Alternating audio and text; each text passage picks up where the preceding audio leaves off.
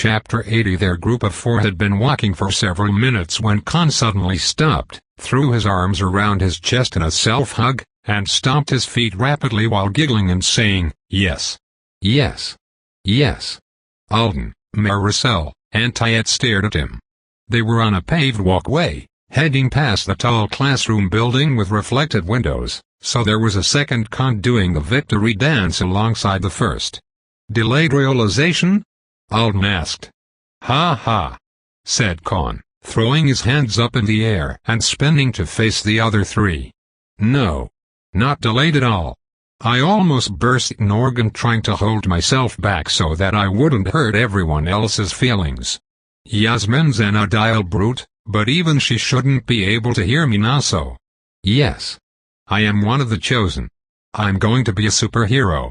I'm going to get so freaking powerful, and I'm going to get my own personal magic gym suit, and I'm going to eat waffles at Cafeteria North every day, and it's gonna be stellar." Tayet smiled. "You're so excited." Khan grabbed her by the shoulders. "You should be, too. Holy aliens, you must have kicked butt. Or darted butt. Anyway, you did it." "Darts?" Maricel asked.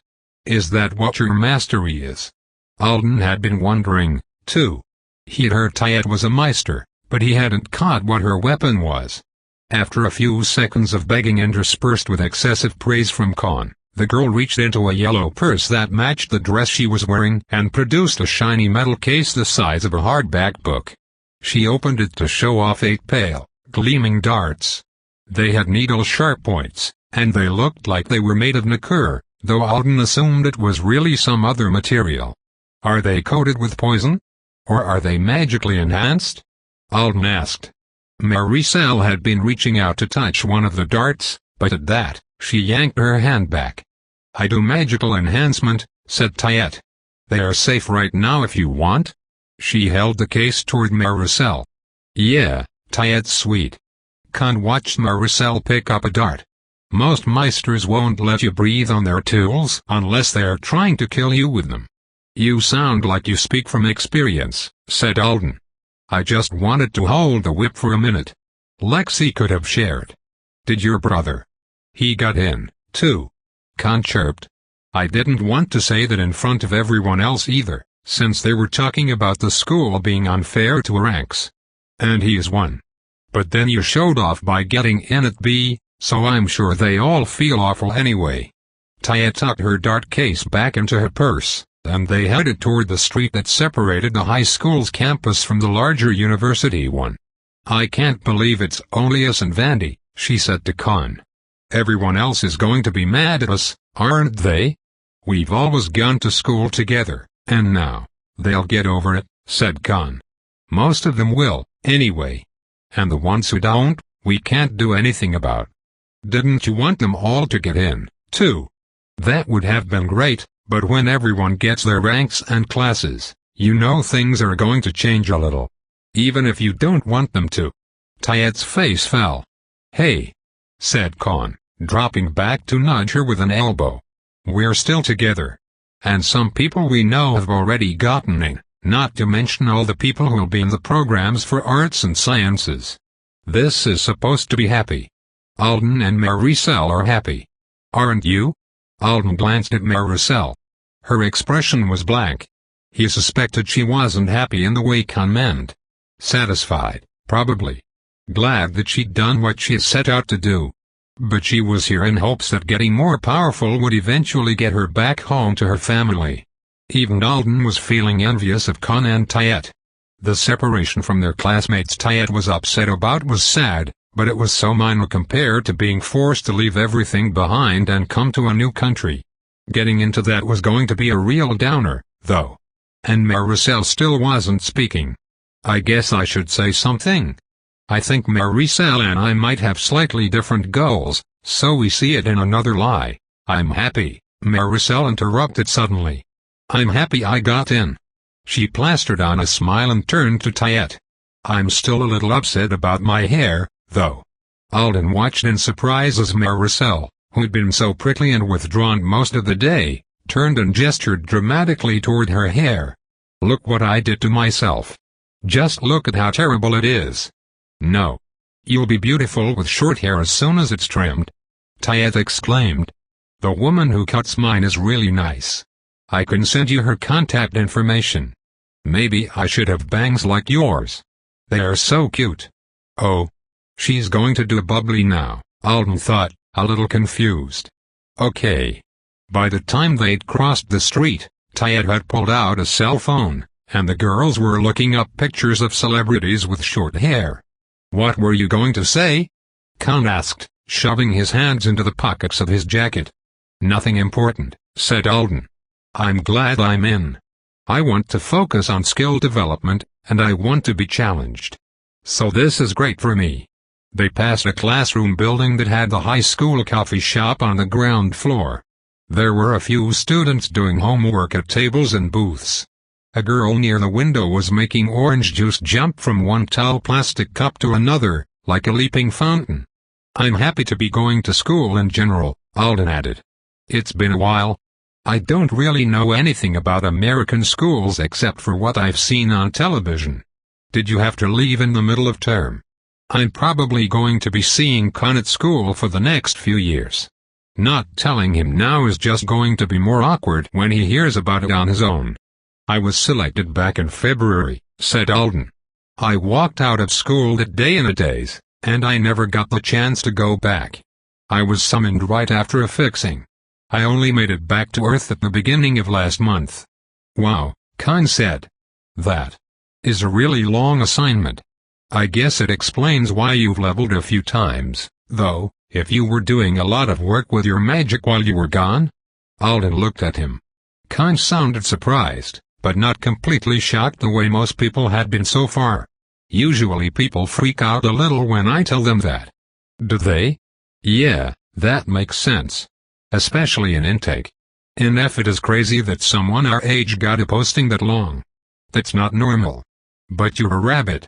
So it doesn't seem totally impossible to me. Khan's parents get summoned a lot, Tayet said from behind them. Not a lot, but a couple of times a year usually. They've been on Artona too for 3 days. They'll be home in 10. They get summoned together. Alden asked. They are ballet dancers, said Khan. They are brutes.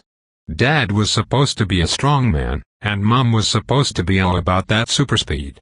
But they were both dancers before they got selected, and they ignored a lot of the normal tweaks people with their subclass would make and specs themselves for their thing. He still leans strong, and she still leans fast. But it's all for the sake of the dance. He flung out his arms and leaped dramatically. They call it a dancer brute or a graceful brute build at the arts schools. People have been trying to define it as a whole new subclass for the past 30 years. It's kind of working. The system's been loosening up about letting brutes hybridize in new ways, especially once they get past low levels. They get summoned. To dance? Khan nodded. With the Anisidran avowed ballet. If you've only seen regular ballets, then you should think of it as a more intense version. Plus acrobatics and spell performances. Most of the group goes. They still spend more time touring on Earth at this point, but human performing arts are finally starting to catch on a bit on the triplanets. I've never seen a ballet at all.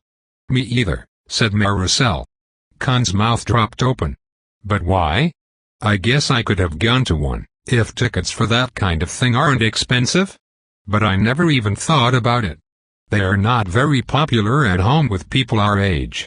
And if it was an avowed group on a rare American tour, tickets would definitely have been too expensive for him. Any kind of superhuman sporting event or performance allowed to take place was always sold out in seconds. That's terrible. You have to go. I'll take you both. They are doing some special shows in February for Lunar New Year. Maybe we can invite our new classmates and make it a first-year field trip. He looked like he was completely energized by the idea. And afterwards we'll have a party. But you're about to have a party in a few days, thought Alden. How much socialization can one man plan? It sounded exhausting to him. I went off topic, said Khan. Were you going to tell us what you were summoned for? What job did you do? I was going to tell you about it. But now we're talking about parties in Super Ballet, and you're going to think I'm depressing. I won't. I completely kill conversations when I talk about myself these days, Alden warned. I silenced an entire room full of people trying to introduce myself. At this point, it should be listed as a talent on my profile. Try me. My brother is a conversation serial murderer. The trick is, once one dies, you just have to walk away from the body fast and start a new one. I'll think up an emergency conversation starter right now. And? Yes, got it. He grinned at Alden. Okay. I got summoned as a lab assistant. Volatile materials disposal. It was a decent job. Not that hard, and the money was amazing. Then I accepted a side quest from a mad scientist. The teleporter broke, and I ended up trapped in a chaos-corrupted area on Munthagund. Some people died. I was living there with an Ertonen kid for the past half a year. She's my favorite person. It's good to be back on Earth. Khan blinked several times. He looked like he was processing. When Alden turned back to see how the girls had reacted, they both had blank expressions. Even though Maricel, at least, had already heard part of this. That's not that bad, said Khan after a few seconds. I don't know what you're so worried about. I don't even have to use my emergency convo idea. Really? Alden was stunned. Khan shook his head. No, not really. It sounds like it was awful. And I actually know who you are now. We heard a rumor about you in school a few months ago. They said a brand new Avowed had died in a teleportation accident. I guess that's not true. I was just missing for a long time. I can see why you might not want to bring that up.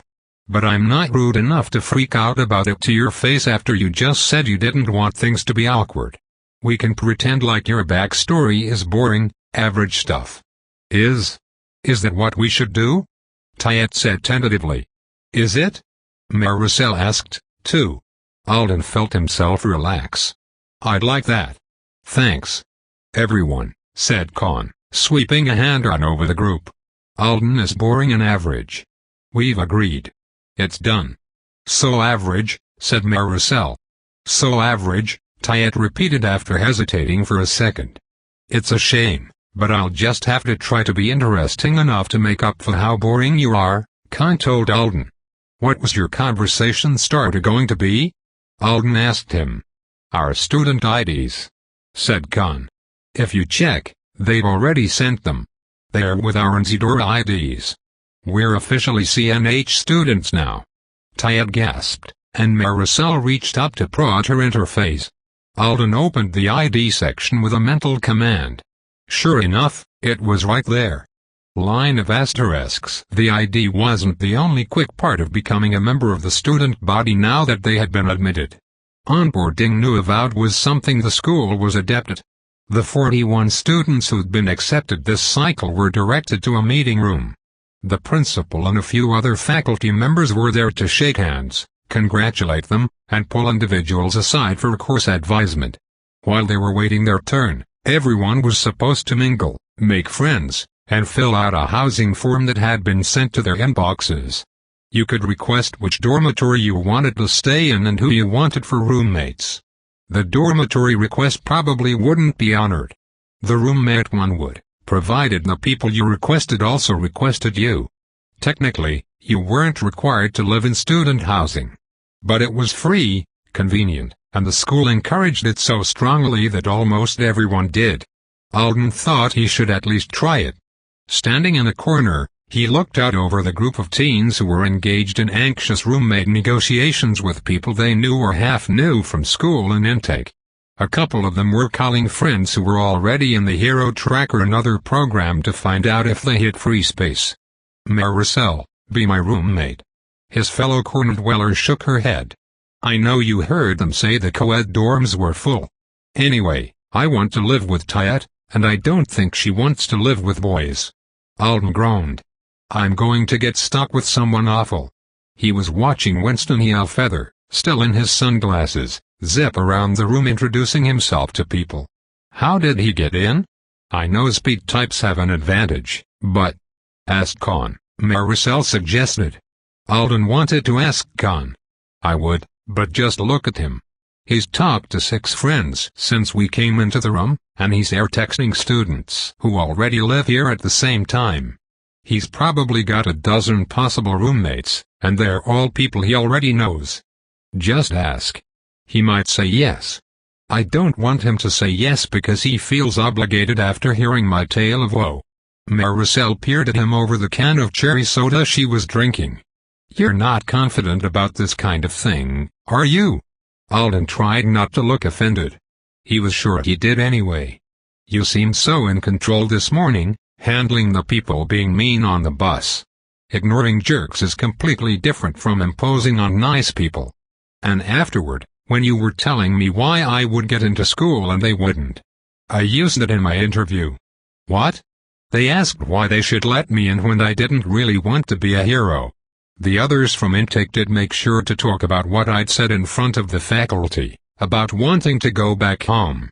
And the interviewers told me this wasn't a place for someone who trying to run away from their problems. She looked angry. So I said what you did. That going back home was a serious goal. And it meant more to me than anything. And getting stronger is one of the best ways to do that, so I'm going to work so much harder than everyone else. They must have believed me. Because here I am. And almost none of the others from the bus this morning are, Alden added. She took another gulp from the soda. Can't I ask you for a favor? Sure. Don't let them know that I hate it here. Con and Tiet. And everyone else. He looked down at her. Her cheeks darkened. It was a mistake, she muttered. Not trying to get along with people in intake. My roommates can't stand to spend time with me. They leave me out of everything. My counselor said he was tired of me clinging to a negative attitude. Well, the Shaper counselor sounds like a dick. At home, I used to be somebody with lots of friends, she said. When I first moved here, they called every day, but now it's less. Having lunch with that stupid group made me remember. I think I should try to be a little more like I used to be while I still can. Or it will be intake all over again. I hate Nzidora. But I don't want everyone to hate me, and this is their home, so. I understand, said Alden. I won't say anything. A few minutes later, Maricel left to go to her advisement. Alden sighed and worked himself up to brave the group of people standing around Con. As soon as he spotted Alden, he waved and started introducing him to everyone. It was too many names and classes to memorize at once, so Alden only bothered to remember the girl with the tongue piercing he'd rescued earlier. Astrid. A rank. She was a morph brute. Oh, a girl with dark hair and blue eyes who was standing beside Astrid said. I guess they did let it be in this time after all. I thought they might have already met their annual quota or something. Nope. Alden pretended he hadn't heard the clear note of condescension in her voice. There are at least 2 of us here. Con, do you have your roommates picked out yet? Nothing for but to ask. Yeah, said Con apologetically. I'm rooming with Mehdi. He pointed to a boy with perfectly gelled hair. And a couple of guys who are already on campus. Since Lexi's being a stubborn ass, that's nothing new, someone said. I know it's not, said Con. But I assumed since we're brothers he'd prefer me to people he barely knows. We're going to be the party room, anyway, said Mehdi. He'd hate it. Con brightened. You should be Lexi's roommate, Alden. He thinks he's going to put together a room full of silent people. He's already talked Hoyu into it. Con paused. My brother is clean. And he doesn't snore, that's the best you can do to sell him. Mehdi laughed. Con glared. He'll be gone every weekend for sure. He studies or trains all the time, and as long as you don't interrupt him or forget to hang up your towels there are no explosive temper flares. Oh my god, Constantine, you're making it worse. I think Fountain Jeffy is looking for roommates, Astrid piped up. Fountain Jeffy? The guy with the blue mohawk who jumped in the fountain. Jeffy got in. Someone shouted, miming the shirt-ripping moment. Where is he? Con asked, looking around. That was fun. Vandy gave him a speech about following rules. And now he's standing around in the men's room trying to dry off his pants. Thanks anyway, Alden said. Nice to meet you all. So I can choose from a guy who's clean and quiet until he explodes, and an excitable guy who jumps into fountains and takes off his clothes. I mean, both are fine, but neither would be my first choice. I guess the party room wouldn't be either, though. Where are the friendly but low-key people? Low drama potential. It had to be here somewhere. He scanned the other boys. There were two brutes loudly trying to outbrag each other about their duels. There was a boy with a tablet who was editing photos of himself in the gym suit to make himself look slightly taller. A knife meister, the very one who'd cut Maricel's hair, was on the verge of stabbing Winston for interrupting him during a call. An object shaper was chatting up girls and trying, without much success, to show off by molding an aluminum can into some animal shape. And then there was Max.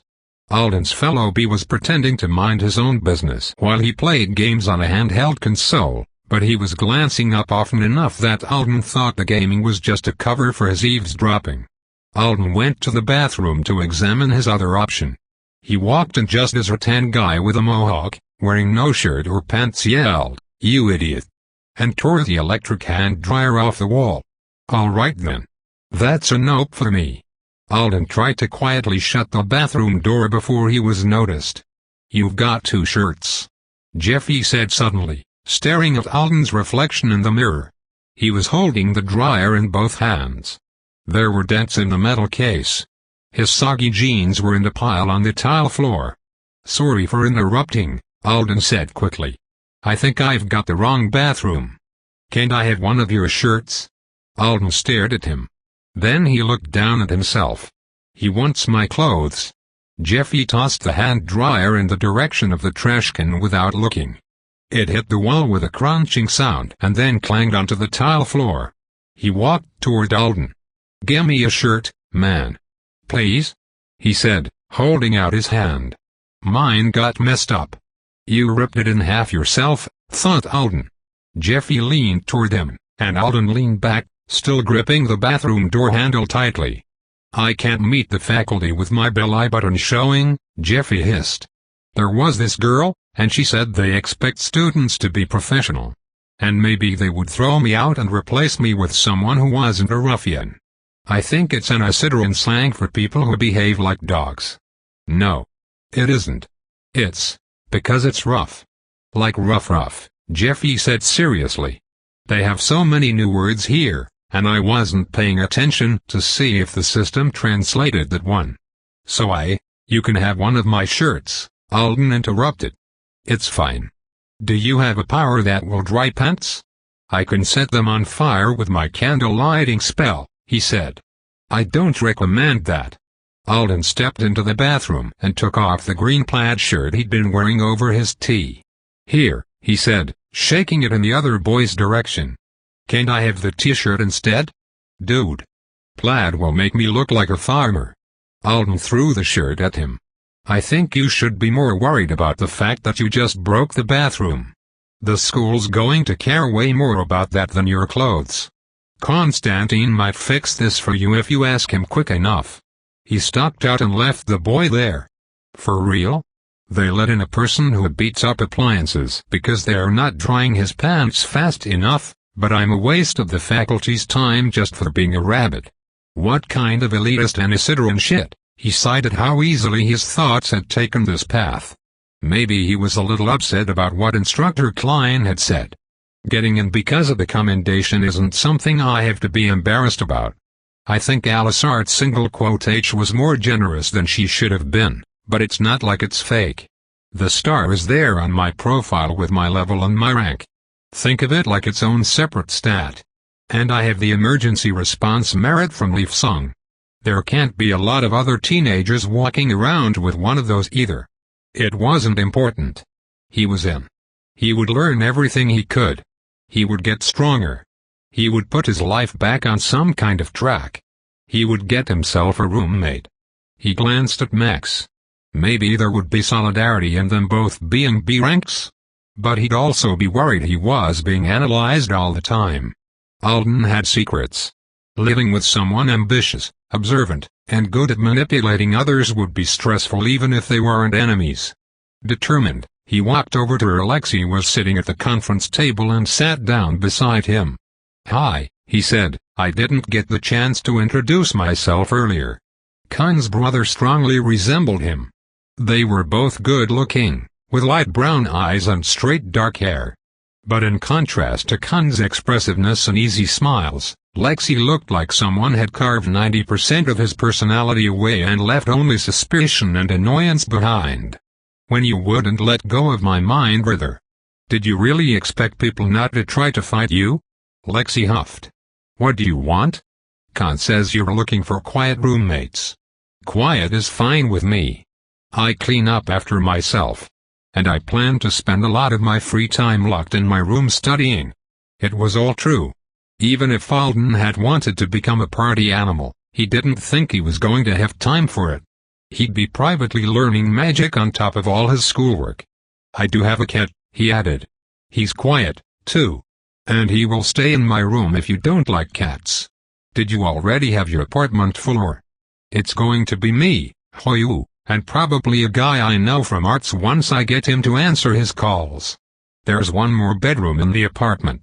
Lexi examined him. "You haven't been on the island long, have you?" "I just got here. I'm still in intake." "Yeah. That's okay then." His eyes flicked up to Alden's name tag. "Alden. Hey, he used my name instead of calling me B-Rank. Or Rabbit. He can't be that bad." Lexi held out his hand, and Alden shook it. A second later, a notification popped up letting him know Lexi had added him to his housing form and asking him if he wanted to do the same. 5 minutes after that, while he was on his way out the door to meet with his course advisor, Hoyu added him to the forum, too. Even though we haven't met. So he must just trust Lexi. If it didn't work out, Alden could always try again. There was bound to be some roommate shuffling right after everyone moved in, wasn't there? The teacher advising him gave him permission to take a couple of classes for credit even though they were already well underway. In addition, he would be auditing 2 more. It would either make it easier to breeze through them when he took them in a later quarter, or with instructor permission, he could sit the finals and receive credit for those, too. He would also be taking a phys-ed self-defense hybrid with everyone who'd just gotten in so that they would be extra well prepared for their first full combat courses in January. He walked out 10 minutes later with his new schedule finalized. Tomorrow was Sunday. It was a week until he officially had to start classes and move into the dorms. But according to the advisor, he could begin this Monday to get a jump start if he didn't mind commuting. So, that's what we'll do. He pulled out his tablet while he waited for a bus and studied his new schedule. If he did everything that the school required, he would be busy. If he did everything that they strongly recommended, he was going to have about 2 hours of free time at night, meal times, and weekends to himself. And that was it. They said I could skip the study hours if my grades were good. That was almost 2 hours a day, but it was set aside for everyone to do their homework. So he wouldn't know if he needed it or not until he actually got to class. "Hey, do you want your shirt back?" Alden looked up from his tablet to see Jeffy had just strolled up to the bus stop. He was squinting in the late afternoon sunlight. "He's not going to strip right here, is he?" "You can keep it for now. Just give it back when it's convenient." Jeffy nodded. "I'm a brute," he said. "I assumed. Aquatic. Wait, aquatic? But that's dumb, so I'm going to ignore as much of the water stuff as I can and put everything the system will let me into strength." So, I haven't looked into brute subclasses a lot, but I think aqua brutes are cool. And all of the enviro ones are pretty uncommon. And you shouldn't just give up on the idea before you even try to. Who wants to grow gills? Jeffrey said. I only took it because the internet said high-rank aquas were shoo-ins for school. Thought it would make up for my grades. But now that I'm in, I'm going full building puncher. But there are so many building punchers, Alden thought, feeling exasperated in spite of himself. Maybe the instructors would be able to explain to Jeffy that being able to breathe underwater and endure pressure and temperature extremes was a good thing. Plus there was at least one high-level aqua brute who could see in near total darkness. They boarded the bus. Right before it left, Maricel jogged toward the stop and climbed aboard. Winston blasted through the doors right behind her, his sunglasses swinging from the strap on his neck. It was standing room only, and they all ended up together, gripping the handrails near the front. When I used to stand on buses, I had to focus on balancing, Maricel noted. Now it's just easy. I don't even have to think. Super perk! Shouted Winston. Then he grinned at Jeffy. You got in, too, man. Way to go. You're an intake? Alden asked Jeffy. You didn't leave with us from the dorms, though. He was obviously not a local. He had an accent that didn't really sound like an accent at all to Alden, so he was American. But he would have remembered him if they'd met this morning. The mohawk was hard to miss. Jeffy nodded. I tried to run. Winston looked like he was holding back laughter. Run? Yeah. From the dorms to Chelena North. To show them I meant business. You tried to run the entire width of F-City, the bridge, then most of Apex? Alden didn't know whether he ought to admire the ambition or despair at the stupidity of doing that the morning before your physical testing. He left at 1 a.m., said Winston. His roommates helped him sneak out. A police drone tried to stop me from running on the highway. But I didn't know police drones were real, and it looked evil. So I swatted it away, and I wasn't accepting messages through my interface because they would have distracted from my process, so they sent an actual cop after me. What poor soul had been assigned to grab a teenage newbie who thought running on the street instead of using the plentiful sidewalks was a good idea? She made me sit on the ground and read aloud all of the traffic rules in the U.S. Door legal guide. Maricel looked like she was struggling not to laugh. We are allowed to run on the roads if we go fast enough and get licensed for it, Winston said.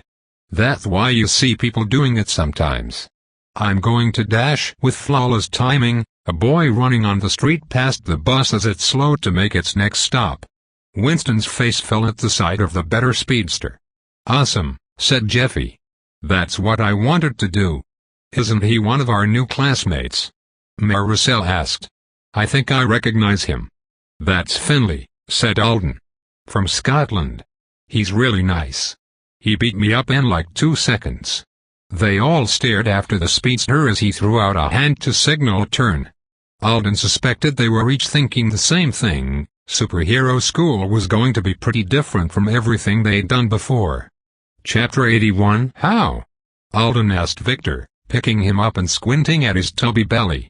How are you getting bigger on the diet, kitty chow? Mrauo. It's because there are no vermin here, isn't it? You need mice to chase. Maybe the dorms will be infested. He doubted it. And Zedora didn't have much of a pest problem. There weren't even mosquitoes. He set Victor back on the sofa because the cat bed wasn't good enough for his orange majesty. Then he grabbed his lunch from the fridge. He sent a group text to the girls across the hall, letting them know they could hang out in his apartment while he was gone if they wanted and use his coffee machine. Natalie responded a second later. Wait. I'll go with you. I just need 5 minutes. Okay. He used the time to let his fingers flick through his non-Orient spells. He magically sanitized his hands, blew a puff of air at his cat, and then played a little tune. Victor yawned. Such a critic. Alden tickled the cat's whiskers with his ring fingers while chimes sounded. You know this is majorly impressive stuff, right? For a human. Maybe Victor would respect him more when he started smacking, crushing, and freezing things. He was sure he could do the spell that hit things with a square of force now. I wonder how much free authority I would need to cast that spell Gelnor did. A lot, he assumed. And there had been a chant with that one. But the Mincetinta Diamond spell, or another like it, could be a long-term goal. When Natalie was ready, he met her in the hall. She was wearing pink overalls and a backpack so crammed full of stuff it looked like it was on the verge of bursting. Are you going to school today after all? Alden asked. She'd gotten her acceptance from the CNH Arts program a few days before Alden, but instead of starting classes right away, like him, she was waiting until the last possible minute to leave intake. Of her roommates, only Heidizo would be going to school with her, and she was upset about leaving the friends she had made here behind. Apartment hunting, she said in a determined voice. Again. She wouldn't be staying in the school dorms because they didn't have full private kitchens. She wanted all of her new equipment to go with her. Elijah finally said that if I could find an apartment she can afford to contribute rent for on her stipend, she'd come stay in Apex with me and Hadiza. She thinks I can't do it, but I have 20 pounds of cake and brownies in here. She slapped one of her backpack straps. I'll bribe my way through every landlord in the city if I have to. They hit the lobby, then headed out the doors into the dark morning. Do you know if bus or train is faster this time of day? Alden asked. I don't usually leave this early either. I think it's train through F, then bus in Apex? It was windy again, and strands of blonde hair that hadn't been caught by her ponytail were whipping around her face. Want me to carry your backpack? He kept looking for excuses to experiment with his new magical weightlifting discovery. I've got it. Thanks, though. Are any of the hero track people starting with you today? I only asked Maricel. She's going, but I think she's the last possible minute person. She didn't want to leave early. I want to meet her. We'll all be on campus together, so I'm sure you'll run into each other. They dashed through a crosswalk just before the signal changed, and then headed in the direction of the nearest station. As they passed by the yoga studio Alden had noticed on his first ever trip through the neighborhood, Natalie suddenly said, I tried to take a class at this place. Yeah. The orange light from the shuttered restaurant sign made one of the silver buttons on her overalls glitter. I think they didn't want me there. They were nice at first. They said they were used to people from intake visiting, and they didn't mind that I'd never done a class before. But then it got weird after somebody asked my rank. You wouldn't think it would matter, would you? For yoga. I wouldn't have thought so, Alden agreed. But I'm still getting used to Onzidora, too. Sometimes things catch me by surprise. Maybe I'm being sensitive for no reason. This place is going to feel smaller if being an S means some people think I'm supposed to stay on the North Island. On top of everything else. I'm sure it's not like that, he said. He hoped not anyway. I think this is a DNF heavy neighborhood except for intake. Hardly any powers on display. Once you go a couple more blocks, you've got people throwing spells around in the streets. Natalie perked up. That's true. I am excited about living in Apex. It'll be perfect if I can keep Elijah with us. And you're going to have roommates finally. I can't believe they left you alone all that time. I've liked having the giant apartment to myself. He didn't tell her that he'd asked for it a few weeks ago. Gustavo had made it easy for him. During one of Alden's nocturnal rambles through the dorm hallways, the night counselor had casually suggested that there wasn't much point in putting new people in with him when he'd be leaving in a month. Alden had just as casually agreed. He had needed it. It was cool of Gus not to make it into a big deal. Just a little more of a buffer between him and everyone else. Just a little more time before he forced himself into trying for a 24/7 normal. No roommates to whom he'd feel obligated to explain the insomnia, or any of the rest of it. If I was placing bets on my ability to be a great living companion right now, I don't know if I'd choose me. It's probably good I'm in a suite that Lexi is actively trying to make the quiet, studious one. Another block and then an escalator down, and they were inside the station. It was glossy, immaculately clean, and a little over the top, qualities it shared with most of the other public transport spaces Alden had seen on the island.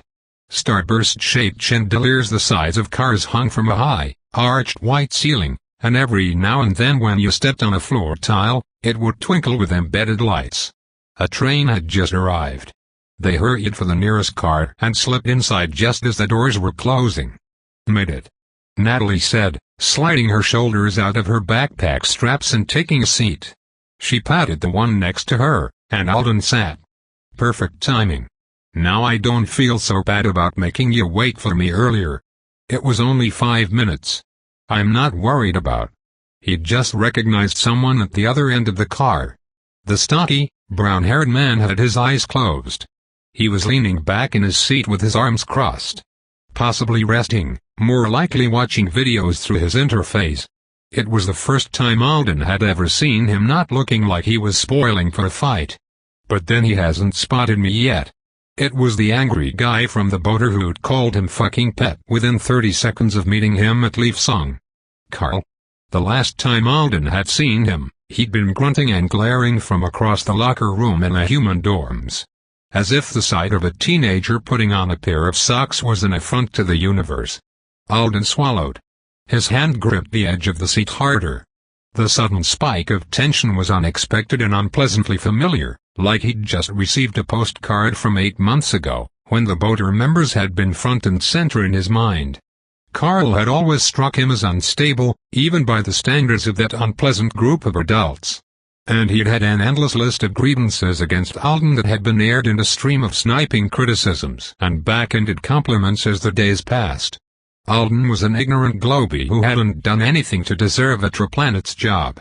Alden was an idiot who'd chosen the wrong button on the washing machine they all shared and stolen minutes from Carl's laundry cycle. Carl hated being on the same medical team as a 15-year-old.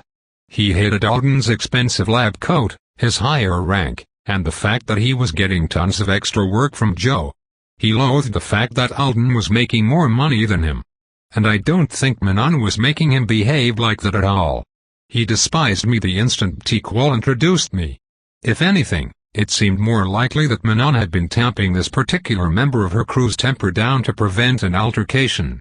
There was giving Alden the outcast treatment so that he couldn't make friends with the other humans, and then there was starting a fight in the middle of a premium assignment she'd spent years micromanaging and building her twisted relationships for. "What's wrong?" Natalie asked. "You were about to say something, weren't you?" He selected her name from his contacts list, then texted her. "Let's get off at the next station and swap cars." She gave him a confused smile. "There's a guy I've met before over there. He's a huge jerk. I don't want him to bother us." Carl ought to have enough self-control not to start something on the train. But Carl should also have had enough self-control not to pick on someone who was just trying to do a good job and get by on his first assignment. Alden didn't want to deal with him. Natalie mouthed "oh," then nodded. After they'd swapped cars and claimed new seats, he said, "Sorry. I was probably overreacting, but, no. Don't be. Some people are creepy and awful to be around, and Hadaisa is always saying we don't owe them our time, so why are we letting them take it? About people like that. Or something. She says it better." She patted him on the arm. "So, you don't owe a huge jerk anything. Right?" "Right." His stomach sank. "Right." The boater. Cli Zhao was a superhero in this way, and she knew about it. And she had chosen to leave it alone. But Alden had still intended to send the boater members all messages saying, "Hey, it's really obvious to an outsider that Manon is messing with your brains. I think your friend group and that job you all like so much is scary cult stuff. Maybe you want to get help." He hadn't done it yet. He'd been so incredibly busy for the past 2 months, but not so busy that he couldn't have drafted a few emails. It was just this wad of pure stress in his chest whenever he thought about it. He felt as if the messages weren't enough, like that plan was a cop-out. Like he was obligated to do something more serious if he was going to address the problem at all. And at the same time, it was too much. The thought of sending a bunch of emails, ones that might put him back on Manon's radar, made him so weary. "I'm too freaking young to be weary. At this point, aren't I just being lazy?" It was like he could see the swamp of human suffering Manon had made from the dry, safe place he'd finally found for himself. And he thought he should jump in and swim through it to help everyone she'd trapped there. If he was a good person, he'd want to do that for them. Instead, he couldn't even work himself up to shout a warning to them from shore. A pleasant tone sounded as the train approached another station. "Carl is in the next car. I could tell Natalie to stay here, step back over there, and try to talk to him. I know he wouldn't react well. He might punch me in the face, but it's not like that'll kill me. I could do it. Just do it, Alden. Stand up, go over there, and do the right thing. The thought of doing it crushed him deeper into his seat. The weight of not doing it made him feel like there was a planet resting on his chest. He sat there, immobilized by the competing pressures, until Carl got off the train a couple of stops later. Alden watched him stride toward another set of escalators, brushing past a woman who had stopped to search through her handbag. Doors slid shut. The name of the station was still scrolling over them, O Cruzamento. As the train pulled away, Alden was relieved. And he was devastated that he was relieved. I'm a bad person now, aren't I? He closed his eyes. Hey, you're okay, right? Natalie Quire asked. He looked over. Her smile had faded. Her single dimple had disappeared. Yeah, I'm great. Sorry. Just really sleepy from the early wake-up. He grinned at her. It was forced, but even if it was obvious, she would let it pass. She and the other girls were good about ignoring things like that for him.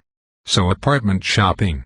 It's crazy that people our age can do that kind of thing here, isn't it? What kind of place are you hoping to end up in? After a beat, she nodded at him. Well, I really want. He listened to her talk. The train carried him toward Hero School. Chapter 82. It took them an hour to get to campus. On the way there, Alden managed to shove his uncertainty about the meeting on the train down and bury it. He had a busy morning to focus on.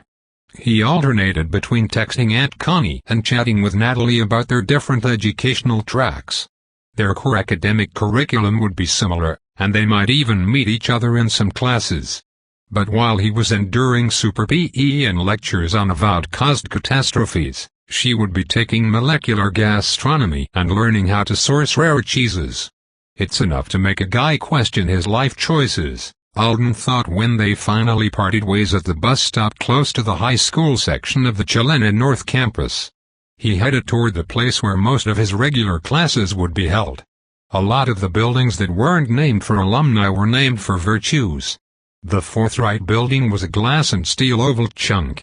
Half of the ground floor was dedicated to a theater that doubled as a lecture hall, and the other half was the student coffee shop. The upper levels were all classrooms. An outdoor gallery for student write-work and artwork made a large social space on the rooftop. Alden entered through the doors of the coffee place, checking his schedule more out of sudden first-day jitters than because he'd actually forgotten the room number for his class. 8 a.m.-9:15 a.m. Preparatory Sciences, Forthright 1001. 9:30 a.m.-10:45 a.m. Engaging with the Unexpected I, Wong 6012. 11 a.m.-12:15 p.m. Our Tone and Conversation IV, Forthright 1810. 1:30-2:45 Intro to Other Worlds, Forthright 1207. 3 o'clock-4:45, First Year Study Hall E, Forthright 1901. 5 o'clock-7 o'clock, MPE Pre-Course, Majiffy's Gym. This would be his schedule until his first full quarter started in January. The Majiffys had sessions for Alden's acceptance group would begin next Monday. They took place 3 evenings a week. Everything else was daily. The monitored study hall was skippable if you weren't in danger of failing a class. Since it was eating 2 hours right out of the middle of the day, Alden was highly motivated not to be put in a situation where he'd have to sit through it. All right, he thought, heading into the theater to find a seat for the science class. I'm finally a high school student once more. Let's do this. Line of asterisks. Preparatory Sciences was a combined sciences overview, with a rotating set of teachers. Finley and Maricel both showed up right as it was starting and grabbed seats in the row behind Alden. Maricel was definitely not a morning person. She kept yawning so much that she was sparking a chain reaction of drowsiness in almost everyone nearby. Finley, on the other hand, was drinking an iced coffee and a hot tea, and talking so excitedly about the start of classes and the fact that they were all going to be heroes together that Alden was pretty sure they could have used him to power the building if they plugged him in. He took notes on his laptop and tried to stay focused. The instructor for this week was downright soporific. It was going to be a rough way to start the mornings. The next class was more interesting, though. Engaging with the unexpected was only for the Hero Program students, and there were just 30 of them. It was small enough that Alden's appearance in it was noteworthy. He waited until right before class started to enter so that he wouldn't be the guy who stole someone's very favorite desk. When he walked in, eyes fixed on him. "Are we getting a new person?" a girl asked. "Unless he is lost. Fresh first-year meat. Ignore Ray. He's the biggest idiot in the whole school. Don't listen to her. She's just mad I hit 5 before she did. A 5 can't even scratch an S1 in a totally balanced fight, so I don't know why you're bragging, you troll." Says who? System theory. Alden wasn't paying much attention to the argument. Instead, he was staring at a familiar face. Andre, the B-rank Polish boy who had given him the Chainer class in exchange for a Cudgelmeister, was sitting in the back corner with a weapon that looked like a swollen baseball bat propped against his desk. His face was totally blank as he stared at Alden. Alden lifted his hand in a wave, but before the other boy could respond, their teacher jogged into the room. "Sorry I'm late, everybody," he said, yanking his long dark hair back with an elastic band as he skidded to a stop in front of the board. "I was arguing with someone about wolves." "Oh. Did Big Snake get caught smuggling in the puppies?" a girl asked, her mouth turning down in a pout. "He was going to let our class play with them if we beat up the uni-freshmen." As motivating as that sounds, Penelope, we can't have enhanced Apex predators running around Apex. Even if they do start out small and fuzzy and so cute you just want to. He suddenly realized Alden was in the room. "Oh, how exciting. You came today. I wasn't expecting you until next week. Let that be a lesson to me. Hello. I'm Instructor Marion." He leaned over the podium and stuck out his hand for Alden to shake. "Everyone, this is Alden. He's joining our class midstream with my permission. We seem to be short a desk. Someone go steal him one from next door, and me," shouted a girl, leaping to her feet. "Maria, by steal I meant borrow with permission," Instructor Marion said hastily. One of Maria's hands was flat on her desk. Her eyes were closed. She pointed over her shoulder toward the back wall of the classroom with her other hand. Similar summoning too. Her hand flashed a series of signs. Her mouth moved in a chant that was only a few syllables long. There was a crashing sound, and people in the neighboring classroom started laughing and shouting. "Duck, Ray," another girl who was typing away on her cell phone said idly. "Huh?" With a crack, a school desk appeared in the air over Ray. He yelped and covered his head with his arms, but the desk just hovered there. A boy wearing the black school uniform jacket that was optional except on certain occasions had stood up and was pointing at it.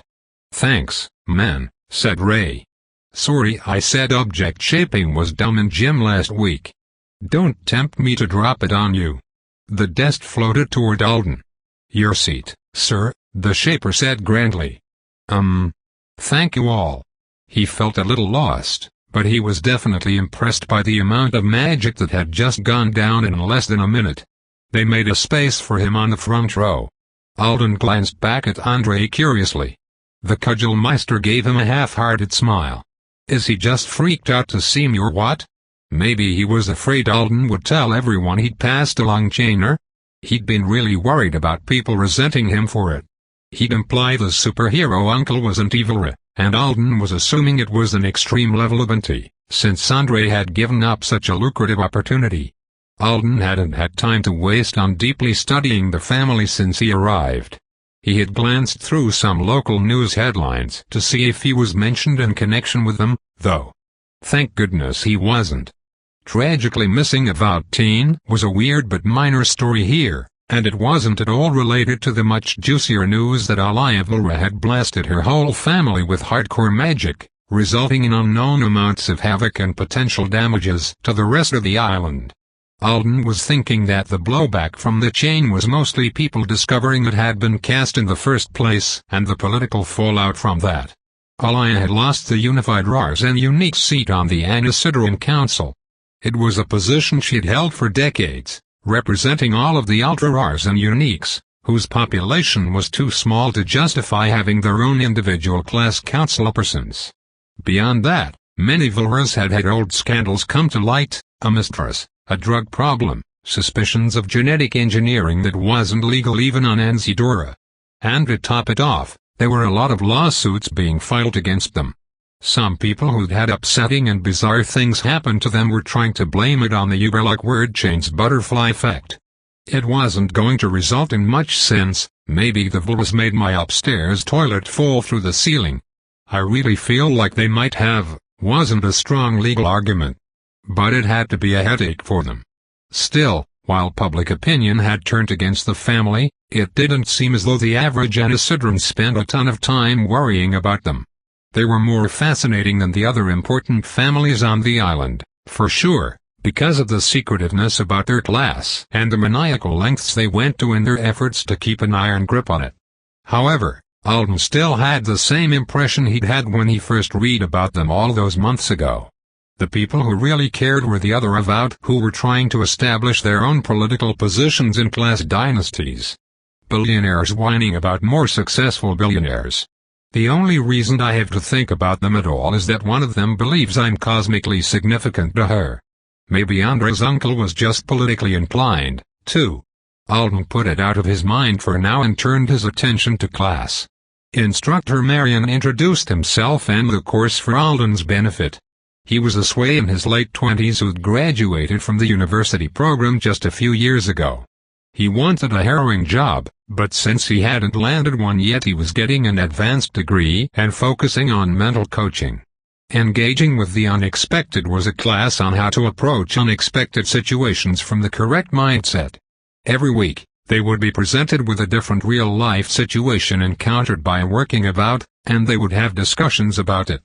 The method instructor Marion was teaching was supposed to be a multi-pronged approach to calming yourself down, thinking clearly, and checking your own assumptions. The situation the other students had been given to think about over the weekend was one in which the hero, an ordeal brute who had been listening in on an apartment tower in an attempt to locate a suspected terrorist, had overheard a clear case of domestic violence. The first question they were supposed to ask themselves was, is the thing I've encountered actually a problem, or is it something else? Everyone in class said that the domestic violence incident was a legitimate problem in need of a solution. After that, however, they broke down arguing in a way that made Alden think lengthy disagreements were a frequent occurrence. Question 2 is this my problem to handle? The shaper who'd floated the desk to Alden said. And the answer is no. The hero is looking for a terrorist who's suspected of planting a bomb somewhere in the city. Anything less important than that gets sidelined. The bomb isn't going to go off for hours. Wright argued. The guy is beating his wife right now. It'll take like 3 minutes to go punch his lights out. You're assuming it's a man beating a woman, said a girl. We weren't actually told that. Why does it matter? Well, if it's an adult hurting children, it's extremely urgent, isn't it? If it's, like, a tiny little old lady hitting a bodybuilder, it's still bad, but he's probably not going to be injured if we leave him to handle it on his own. What? So we only care about helping people if they're on the verge of death? Don't put words in my mouth. But if you're on your way to stop a terrorist from blowing up a hospital, and you take a break to save one single person, you're fucking bad at meth. Respectful language or you lose your right to join the discussion, said Instructor Marion. We should use the word chain, greater than someone suggested. You always want to use word chains. They're a resource. It's dumb that the rest of you ignore them unless the situation is something completely unmanageable. Greater than. We do have recommended word chains in this course for a reason. Peace of mind? What? Why that one? Unless your adrenaline is off the charts here, why are you going to sacrifice your edge? Not that one. I think the one that reduces your attachment to recent memories is appropriate, so that leaving the domestic violence incident behind doesn't weigh on the brute for the rest of their terrorist pursuit. Greater than. That one looks so impossible to cast. I'm not even going to try to learn that one. It's completely inappropriate for a superhero to deliberately care less. It's a very weak chain. And it's not like it's permanent. Greater than. You're already leaving the domestic violence case unaddressed, and we haven't even decided to do that. Before long, a third of the class was involved in the fast-paced argument. Alden was trying to follow what they were saying, catch up on the case itself, and read through the course syllabus on his laptop at the same time. Instructor Marion spoke up again. "I think I'll give you a little more information now," he said. "Since we don't seem to be moving forward. The domestic violence incident is taking place between two adult women. Neither of them sounds like they're badly hurt at this point. There are 3 children in the apartment with them who are currently uninvolved. The hero hears the children whispering about calling the police. Calling the police is what the hero should do, and then they should go back to their actual job. If there are children there, then I switch my opinion. The hero should take a few minutes to remove them from danger." Almost everyone was nodding their head in agreement. A girl in a paisley dress raised her hand. "I originally said the hero should break up the fight. And? I know this sounds bad, but hearing that there are 3 kids there makes me change my mind." Everybody, including Alden, stared at her. She winced.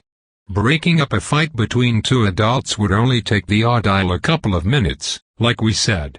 You just separate them. Maybe even drag one of them out of the building and tell them not to come back in until they've cooled off. They are capable of taking care of themselves since they are not seriously hurt. But if you go and pull 3 kids out of the apartment, you become responsible for them. You have to stay with them and keep them safe. It wouldn't be a short interruption anymore. It would be a long one. The terrorist would definitely get away. Just give them to a neighbor. No. That's not right, is it?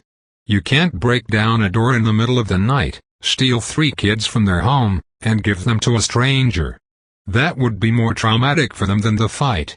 The optics of that would be terrible. Optics this, optics that. Someone's always bringing up how things are going to look. That's not how superheroes should think. It is if they want to be superheroes for more than 5 minutes. "Andre," said Instructor Marion, "you haven't spoken up yet today." The B rank has the same boring opinion as always. The instructor sighed. Snide comments about other students' rank or abilities also mean you're out of the discussion for the day. And you don't get credit for attendance. "I think it's relevant," the boy who'd spoken protested. "Since his solutions are almost always based on his rank." The teacher gave him a sharp look, and he snapped his mouth shut. Andre cleared his throat. "I would call Ann to my handler," he said. "And I would do what they instructed to do." "He's getting his English downgrade," thought Alden. "That's not an answer," a girl said in an exasperated voice. "Asking someone else to choose for you is just a way of shifting responsibility. Heroes have to answer to the authorities greater than. Calling them is responsible and appropriate," Andre said. "We're crunched for time hunting a terrorist. There's a problem that needs dealing with. Are you going to wait 5 minutes for someone else to debate what to do, or are you going to solve the problem yourself in 3? A boy with a pugnacious look on his face asked. 3? Someone else asked. 1 minute to break up the fight. 1 to take the kids to a neighbor's place. The 3rd is to explain to the neighbor that you've already called whatever government agency you're working with and told them to send Child Protective Services to fetch the kids." The speaker cracked his knuckles. "Done. Superheroes are supposed to be competent enough to handle stuff fast and smart without begging for permission from people who don't even understand how our powers work. We're a one-stop solution to serious superhuman stuff. If on the way to handle the serious superhuman stuff, we patch up some human stuff in a less than perfect way, that's on the normals to brush over and fix. I think a lot of governments would disagree with you. Maybe out loud. But in practice, everyone knows we're not cops. We have a different set of skills and different mandates, so we follow a different set of rules. This is a change of subject, but I looked up the statistics on the lethality of domestic violence incidents, and the discussion continued at a rapid-fire pace until the end of the period. It was a lot. Really a lot. Of thorny moral problems. Before Alden could even begin to think his way through one, The class would get divided into 2 or 3 factions that were all absolutely convinced they knew the right answer and that everyone else was a horrible person who deserved to be kicked off the island. He liked it a lot more around the midpoint, when the instructor made everyone start fitting their arguments within the course framework instead of just butting heads. Their homework was to write a few paragraphs about what they thought their own personal reactions would be to finding themselves in a similar situation, and describe how they would manage those reactions. Instructor Marion called Alden over after class for a quick discussion. Given the way this class is structured, he said, I think it's fine to come into it late. We can just grade you on your performance and discussion over the next few weeks and pretend you've been here all along. Try to get an A so I don't feel like it's unfair to everyone else. Anyway, what I actually wanted to talk to you about is the second half of the course coming up next quarter. The advisor mentioned they were paired. Yes, said Marion, sitting on the edge of the teacher's desk. The way I teach engaging with the unexpected too is heavily practical. Students are required to take part in a pre-approved term project outside their comfort zone, and then we only meet twice a week for everyone to report on the difficulties they're facing and discuss solutions and mental approaches to handling them. What kind of project? You can choose all sorts of things. Some do community service work. Others take up hobbies they're ill-suited for or even part-time jobs. The idea is to put yourself around people who think differently than you and sincerely pursue success in an area you don't have qualifications for. I'm telling you now so that you can take your time thinking about whether or not you want to take the course in the normal way or if you want to skip the practical component. It seems to me that unwillingly spending months away from Earth would be far enough outside anyone's comfort zone.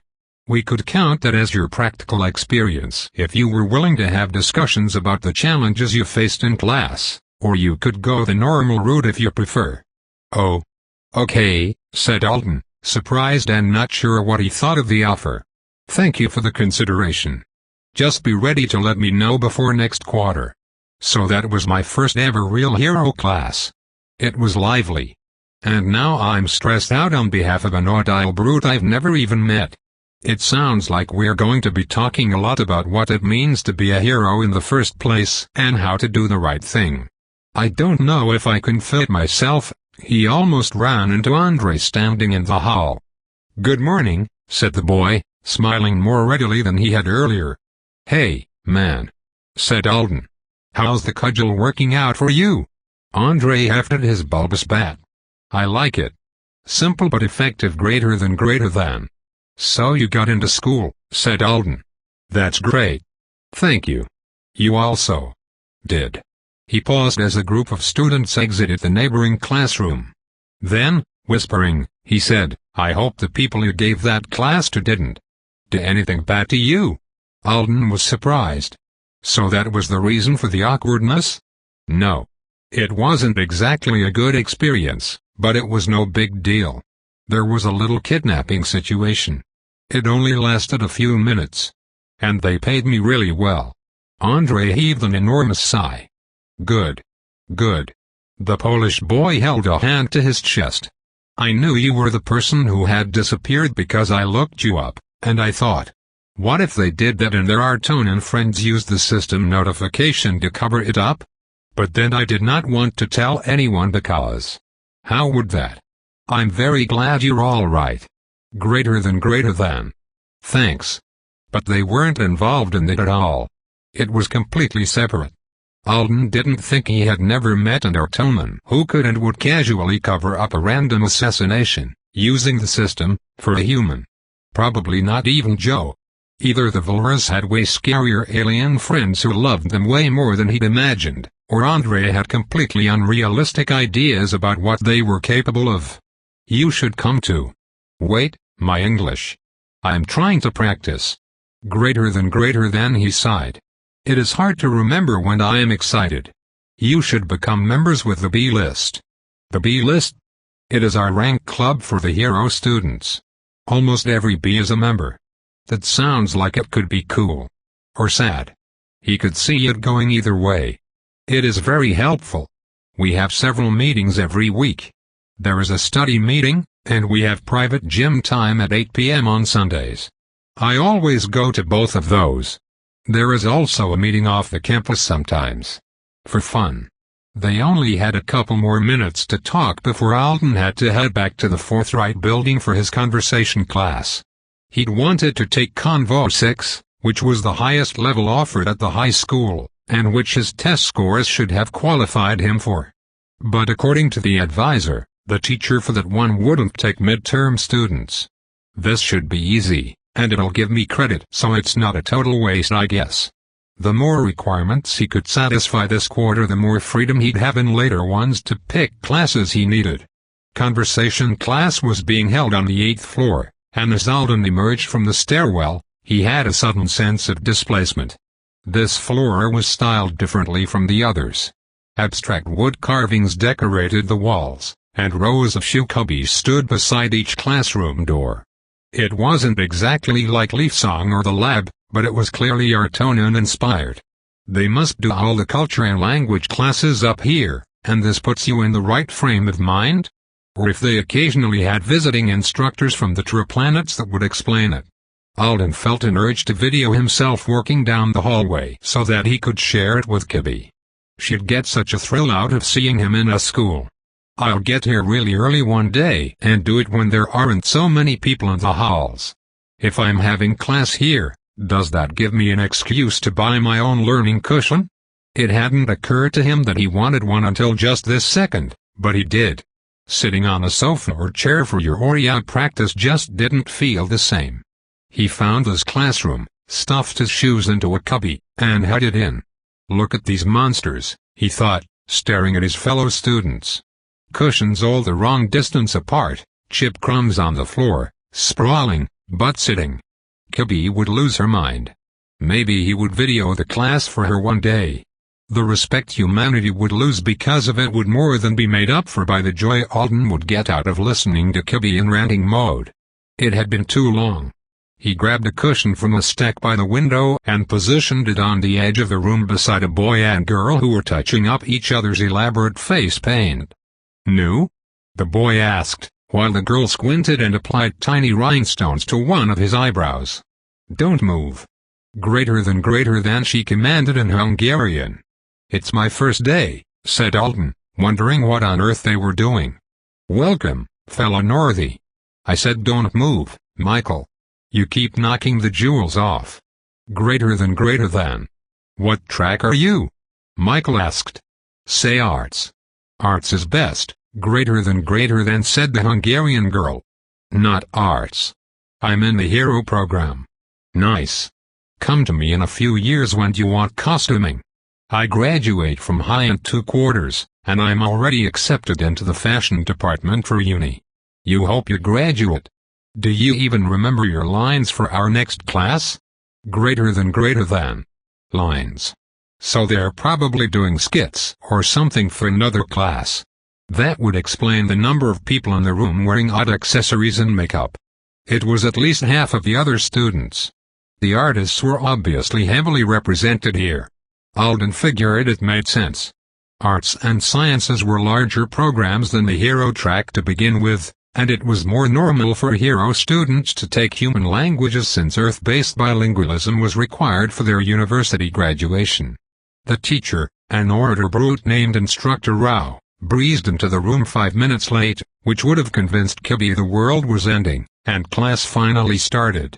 The first half involved everyone standing individually to recite memorized poems. They weren't bad, but most of them weren't great either. "I don't believe you've gone yet," the instructor said in Artonian, pointing at Alden. He blinked up at her. "I was admitted to the school on Saturday," he responded in his best Thagundis accent. "This is my first time in this class." "So you haven't memorized any poems?" "I didn't know we needed to." And if he had, memorizing one in a single day was kind of a big ask. "I guess I can try to translate one from English." She waved at him in a way that looked semi-encouraging, so he stood up and excavated the only poem he could remember from 9th grade from the depths of his skull. "I guess I will be saying the Artonian version of The Road Not Taken by Robert Frost. 2 roads parted in a yellow forest." He managed it. Rhyming poetry sounded terrible in another language, and he had to keep pausing to remember the lines before he could translate them, but he got through it. And when he was done, people clapped. Man, that was phenomenal. Why the hell do you know how to say undergrowth in Artonan? Look. He'd used the words for weeds, since Kibby had liked to insult Thunder Lettuce with it. That's not even the most impressive thing. How did you know what word to use to get the system to translate it as hence? I was leaning formal. Since it was a poem, said Alden, trying not to feel absurdly proud that he'd finally found humans who appreciated his language learning efforts. I'm glad the system translated it right. He tried to decide if hence was good enough for orbital stonecott to be forgiven. Instructor Rao was harder to read than his classmates. She said, well done. But it was the same thing she had said to every other person regardless of whether they'd done well or not. After a recitation, they had conversation in pairs. Everyone already had a favorite partner, so Alden ended up looking around for anyone else who'd been left out. The only person remaining was a boy in a white Venetian mask with a long beak. Alden would have bet he'd be the one, based mostly on the fact that he'd been in isolation already. Nobody had put their cushion next to his. Since he was sitting in the center of the room, it was very noticeable. He was also betting he knew who this person was. The boy had recited his poem with precision but in a listless voice, and almost his entire face was covered. So there wasn't a lot of information to go on. But his height was a giveaway. He was shorter than the shortest girl in the room by a couple of inches. And Alden had just been talking to Andre about his family. I guess he's not coming to me, he thought, watching the other boy sit there. He sighed, picked up his cushion, and headed over. I think we're learning partners today, he said, sticking with Artonan since the teacher had told them to. You're Lute, aren't you? The beaked mask turned to him. No, he said flatly. Yikes. Sorry. Alden said. I thought you looked a little like someone I met once. I'm Alden. I guess I should have figured it out when he didn't feel even a little bit uneven. Lute and Amy Villery both had been the last time he had met them. He'd actually been running into more people who were clearly WordChain users here on campus, but the feeling didn't bother him much now that he had confirmation from Gorgon that his gremlin wasn't even supposed to be worried about that kind of debt. He would still have expected Avora to trigger it pretty hard, though. My name is Clarence. Hi, Clarence. She said we're supposed to be talking about the weather, so I'll start. It's nice that the sun is out. I'm looking forward to eating second meal outdoors. Alden waited. The other boy heaved a dramatic sigh. Fine, he said in English. I guess you aren't a tool sent by the Grand Witch. Unless her tools have gotten really good at faking gullibility. He pulled his mask off. Yes. I'm Lute. Hello. Alden was so taken aback it was a second before he could respond. Why would your grandmother send me to talk to you? He demanded. And why on the mother would you lie about your own name? And how is it gullible to believe someone about their own name? Lute's pale blonde hair was sticking up where the elastic from the mask had tugged at it. He finger-combed it while he scowled at Alden. The power of the scowl was enhanced by a black eye patch over his right eye that had rivers of dried custom blood crusting and flanking below it on his cheek. Alaya is delusional and thinks I only hate her temporarily, instead of eternally. So I was just checking. Artonan, Mr. Gulra. Instructor Rao called from the front of the room. My preferred name is Lute. Lute spat in English. Then he muttered, teachers always use other people's preferred names. Funny how they can't remember mine. Alright. Well. This has been weird already. We should probably talk about the weather, Alden said in Artonan. I like sunshine, Lute said dryly in the same language. I like crushable clouds. I like thunderstorms. Alden blinked at him. That was the wrong word for fluffy. Unless you do things with clouds I'm not familiar with. Lute sighed and dug at the strap on his eye patch. The word is fluffy? Yes. That thing looks like it's cutting into your face, Alden added. Don't you want to take it off, too? Huh? What's wrong? You talk too fast, said Lute. And I have translation being off for educational time. What are you saying? Oh. This is an early intermediate class. He had assumed the Vlras would all speak fluent Artonan. It seemed like an obvious thing for them to learn to prep for a chainer before they were old enough to be selected. But even though Luke's pronunciation was flawless as far as Alden could tell, he seemed to have a limited vocabulary. "The covering over your eye looks uncomfortable," Alden said, trying to enunciate each word carefully. "It's a new one." Luke was prying at the eye patch again. "I think I have bought the wrong smallness for my face. It looks like it's chopping your face in half. Just take it off." Luke glared at him. "Why? You got a thing for gawking at prosthetics?" he asked in English. Alden's blood froze. He switched to English, too, without even thinking about it. "It's not part of your costume." "Why the hell would it be part of?" Luke snapped his mouth shut and touched his finger to his bloody cheek. "Oh. That's right. I forgot I was fooling around with the stage blood this morning." "Oh shit," said Alden, mortified. "Artonan, Alden." The teacher called. "Oh shit," Alden said in Artonan. "I'm sorry." Luke cackled. "Yeah. Bad person. Making jokes of the one-eye boy? I am very sorry." Luke beamed at him. "Guess how it happened? More fun than weather." "No, it's fine. I guess." Tobe continued. "Thanks for listening.